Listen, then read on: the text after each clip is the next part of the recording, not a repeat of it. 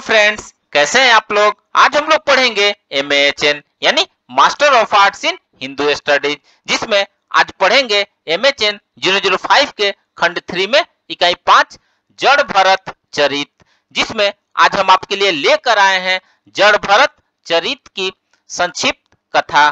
तो video start करने से पहले जो भी फ्रेंड्स हमारे चैनल पर नए आए हैं कृपया चैनल को सब्सक्राइब कर ले और बेल आइकन को प्रेस कर दे, ताकि जो भी लेटेस्ट वीडियो हमारे चैनल पे आए वो सबसे पहले आपको मिल सके। तो आइए ज्यादा टाइम को न लेते हुए चलते हैं अपने टॉपिक पर।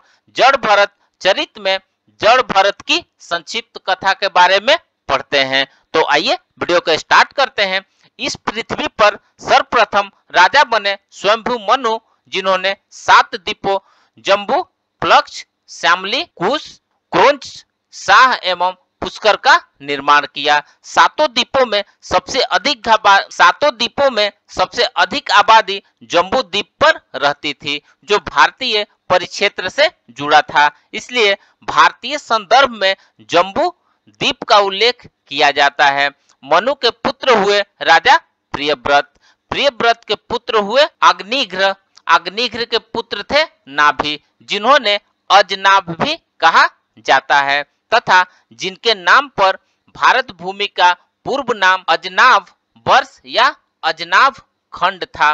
राजा नाभि के पुत्र थे ऋषभदेव। सत्कर्मों में ऋषभदेव अपने पिता के समान गुणी थे। उन्होंने अपने देश अजनाभ खंड को ही कर्मभूमि मानकर लोक संग्रहार्थ कुछ दिनों तक गुरुकुल में रहे।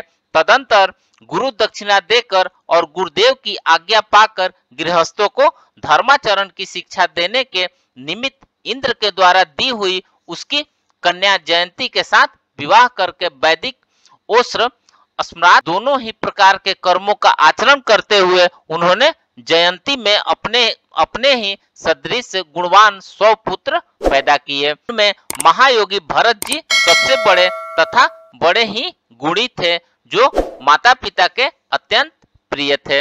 महाराज भरत के नाम पर ही इस देश का नाम भारतवर्ष पड़ा। अनेक स्थानों पर दुष्यंत पुत्र भरत के नाम पर इस देश का नाम भारतवर्ष हुआ। यह भी संदर्भ प्राप्त होता है, जिसकी प्रामाणिकता संदिग्ध है।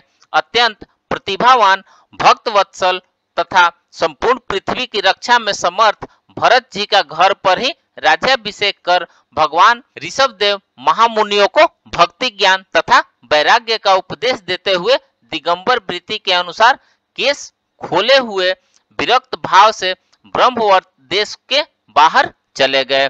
कुछ समय बाद पिता की आज्ञा अनुसार भरत जी ने विश्वरूप की कन्या पंचजनी के साथ विवाह किया, जिनके गर्भ से परम तेजस्वी 5 पुत्र पैदा हुए, जो बिल्कुल पिता के तरह ही थे। उनके नाम थे सुमति, राष्ट्रभृत, सुदर्शन, औरण तथा धूम्रकेतु।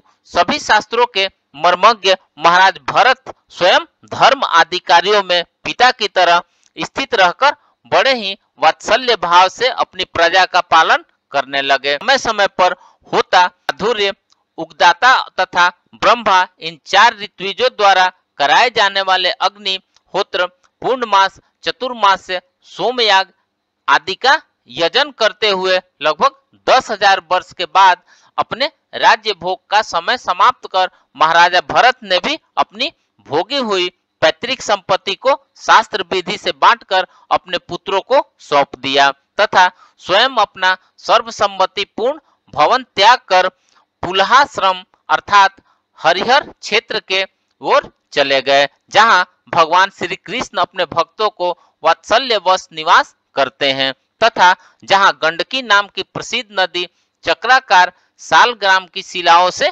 ऋषियों के आश्रमों को सर्वतोभाव से पवित्र करती है। एक बार राजा भरत महानदी गंडकी में स्नान करके नित्य नैमित्तिक तथा अन्य आवश्यक कर्मों से निवृत्त होकर ओंकार की जाप करते हुए काफी लंबे समय तक जल के भीतर बैठे थे। अचानक एक हरिणी प्यास से व्याकुल हो जलाशय के पास आती है। वह अभी जल पी ही रही थी कि एक सिंह की भयंकर आवाज उसके कानों में पड़ी। हरिणी चकित भाव से डरी सहमी अत्यंत भयभीत रूप से सहसा नदी की दूसरी ओर उछली, लेकिन यह क्या हरनी गर्भवती थी।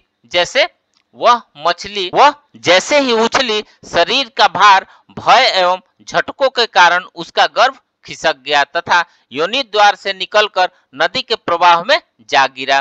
कृष्णासार तथा अपने झुंड से बिछड़ी हुई मृगी गर्भस्राव के कारण पूरी तरह थक गई थी, लेकिन उसने हार नहीं मानी। शेर के भय से उसने एक बार पुनः छलांग लगाई और एक पर्वत की गुफा में गिरकर मर गई। यही पूरी घटना देख राजश्री भरत अत्यंत द्रवित हो गए। नदी के प्रवाह में बहते हुए उस दीनहीन और मातृहीन बच्चे को अपने आश्रम में उठा लाए।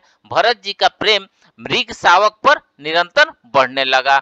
वे निरंतर उसकी देख रेख, खाने पीने का प्रबंध, जंगली हिंसक जानवरों से उसकी रक्षा आदि में व्यस्त रहने लगे। स्थिति यह होने लगी कि इस व्यस्तता के कारण उनका यम, नियम, व्रत, पूजा आदि की प्रभावित हुए बिना नहीं रह सका। वे दिन रात बस यही सोच रहे थे कि ओहो, यह कैसे खेद की बात है कि इस बेचारे दीन मृग शावक को काल चक्र के बेग ने अपने समूह, सुहृद और बंधुओं से दूर करके मेरी शरण में ला पहुंचाया है। यह मुझको ही अपना माता पिता, भाई, जाति, बंधु तथा अपने झुंड का मृग समझकर मेरी शरण में आया है। इसके सिवा यह और किसी को कुछ नहीं समझता, इसका मुझे बड़ा विश्वास है। अतः इस आश्रित मृग शावक का सावधानी पूर्वक भली भांति भरण पोषण करना मेरा परम कर्तव्य है। कहते हैं कि शांत स्वभाव तथा दीन दुखियों के रक्षक भद्रजन ऐसे शरणागत प्राणियों की रक्षा के लिए अपने बड़े बड़े स्वार्थों को भी त्याग दिया करते हैं। ठीक उसी प्रकार राजश्री भरत ने अपनी विविध व्यस्तताओं और नियमों को अनदेखा कर सभी स्वार्थों को त्याग कर स्वयं को उस मृग शावक को समर्पित कर दिया।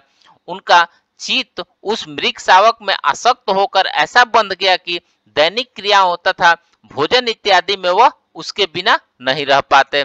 कुसा, पत्र, फूल, फल, जल आदि जो कुछ भी लेने जाना हो, भरत जी उस मृग शावक को साथ लेकर ही जाते थे। राह चलते हुए वे उसे कभी सीने से लगा लेते तो कभी कंधे पर उठा लेते। यह सब करते हुए महाराज भरत परम आनंदित होते थे। कभी उसे देखकर स्वस्थ चित्त होकर उसके लिए मंगल कामना करते हुए कह उठते थे कि पुत्र, तेरा सब तरह से कल्याण हो। कुछ दिनों के बाद अचानक एक दिन वह मृग शावक कहूं चला गया। काफी देर तक जब उन्हें दिखाई नहीं पड़ा तो बहुत परेशान हो उठे। फिर सोचने लगे कि क्या वह फिर लौट आएगा, क्या मैं उसके फिर से आश्रम के उपवन में भगवान की कृपा से सुरक्षित रहते और तथा कुशल पूर्वक हरि दूब चरते देख पाऊंगा। उनके मन में नाना प्रकार के दुर्विचार आने लगे। कहीं ऐसा तो नहीं हुआ कि कोई भेड़िया, कुत्ता या जंगली जानवर उसे खा गया हो।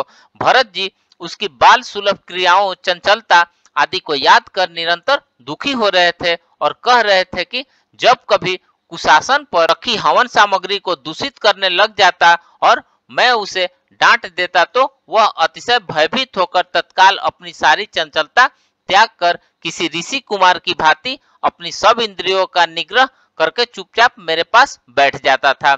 अचानक चंद्रमा में मृग का स्वरूप देखकर भरत जी उसे अपना खोया हुआ मृग समझकर कहने लगे, जिसकी माता पिता सिंह के डर से मर गई थी। उस दिन मृग शावक अपने आश्रम से भटका देखकर क्या ये दीनवत्सल चंद्रदेव दयावश उसकी रक्षा कर रहे हैं। फिर चंद्रमा की शीतल किरणों से आनंदित होकर बोले, अपने पुत्रों के वियोग जनित दुख में दावानल द्वारा हृदय कमल को दग्ध हो जाने से जिसकी मृगी कुमार का आश्रय लिया था, ऐसे मुझको क्या ये अपनी शीतल, शांत, स्नेहमयी और वदन सलीस स्वरूप अमृतमयी किरणों से शांति पहुंचा रहे हैं। इस प्रकार उस मृग शावक को याद कर लगभग आत्मचेतना खो चुके परम तपस्वी राजा भरत मृग शावक रूपी अपने प्रारब्ध कर्म के कारण ही भगवद आराधन स्वरूप कर्म एवं मार्ग से भ्रष्ट हो गए। वे नाना प्रकार के विघ्नों से वशीभूत इस प्रकार पथ भ्रष्ट हुए कि अपना आत्मस्वरूप ही भूल गए तथा जड़वत हो गए, उनकी बुद्धि लगभग शून्य सी हो गई। फिर वह भी समय आया जब प्रबल वेगवान काल उनके पास आ पहुंचा। उस समय भी भरत जी अपने समीप बैठे पुत्र के समान शोक करने वाले उस मृग को देखते देखते उसी में आसक्त चित होकर अपना शरीर त्याग दिया। पुनर्जन्म हुआ तो मृग शरीर पाया, फिर भी पुनर्जन्म की स्मृति नष्ट नहीं हो पाई। अतः इस योनि में भी पुनः पूर्व जन्म की स्मृतियों को याद कर बहुत पछताते हुए इस तरह कहने लगे, अहो बड़े दुख की बात है कि मैं ज्ञानी पुरुषों के मार्ग से भ्रष्ट हो गया। मैंने सब प्रकार की आसक्ति त्याग कर एक पवित्र वन का आश्रय लेकर आत्मज्ञान प्राप्त किया।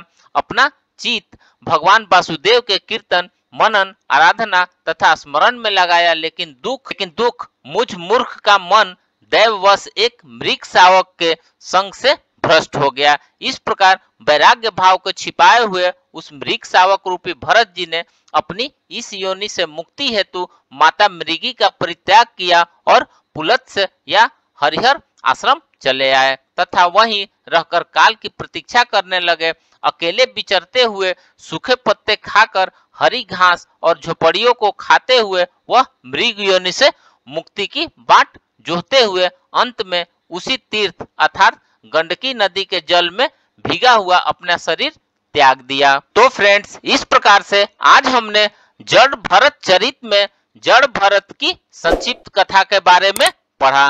तो मिलते हैं एक नए वीडियो के साथ में, तब तक से हमारे चैनल पे बने रहिए। धन्यवाद।